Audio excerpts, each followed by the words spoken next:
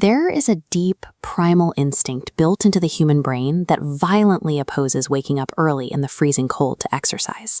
When the temperature drops, the body demands hibernation, not jumping jacks. Faced with a mandatory morning fitness camp, the men of the Gokuldam Society immediately deploy a series of evasion tactics. First, they try to cancel the event entirely due to the weather. When that fails, they pivot to active procrastination, delaying their bedtimes to huddle around a bonfire and drink soda, pushing the reality of the morning as far away as possible. In these moments, the brain's survival hardware takes over. It values immediate, tangible physical comfort as a higher priority than the abstract, long-term health benefits of cardiovascular health. To counter this powerful instinct, the Society's organizers introduce a counterforce, a rigid, community-enforced structure designed to override individual hesitation. This setup creates a direct route to accountability. By establishing a non-negotiable 7 a.m. start time, they attach a specific, painful cost to oversleeping. The threat of a financial loss redirects the outcome, making absence more expensive than the discomfort of participating. The strategy works. The immediate pressure of losing 500 rupees overpowers the physical desire to stay under the blankets, successfully pulling the group into the compound before the sun is fully up. In this instance, the shift from procrastination to participation suggests that shared goals often require a layer of external stakes to move from discussion to actual results. As the clock hits 7 a.m., the organizers stand ready to collect, creating immediate social friction with the residents who are struggling to meet the deadline. When confronted with the 500 rupees fine, the latecomers don't reach for their wallets. Instead, they reach for an excuse, claiming they've actually been in the compound since 5 a.m., working behind the scenes to prepare the stage. Admitting a failure to the group carries a heavy social cost. To avoid that friction, the mind often constructs a narrative where the failure never happened, even if that narrative contradicts the reality everyone else is witnessing. The arguing is abruptly cut short by the arrival of Sophia, the fitness trainer. Her uncompromising professionalism and intense physical readiness instantly contrast with the residents' attempts to talk their way out of the rules.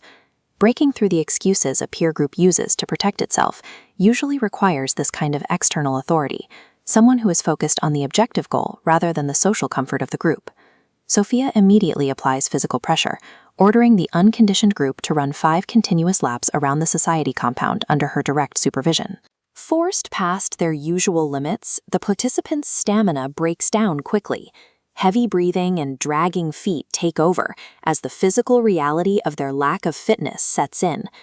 The breaking point arrives when one resident suddenly seizes up, claiming a severe leg cramp.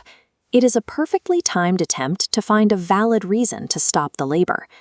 As soon as that first excuse is validated, a wave of copycat behavior follows. Other exhausted men instantly claim the same phantom ailment, hoping to use the same loophole to escape the run. This red dot represents the origin point, the first person to successfully deploy an exit strategy. Once the group sees that an excuse can work, the behavior spreads like a signal.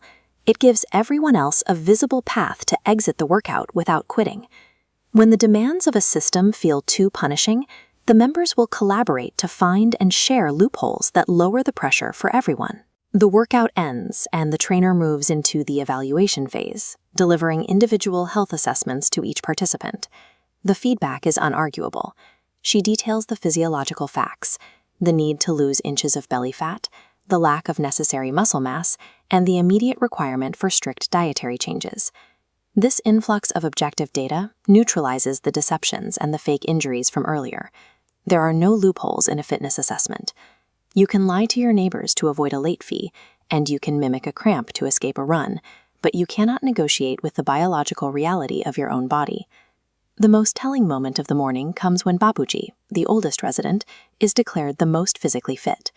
His effortless stamina stands in stark contrast to the younger men who are hacking and wheezing behind him. His performance suggests that while the younger men have spent years negotiating with their comfort, he has likely adhered to a different set of personal standards.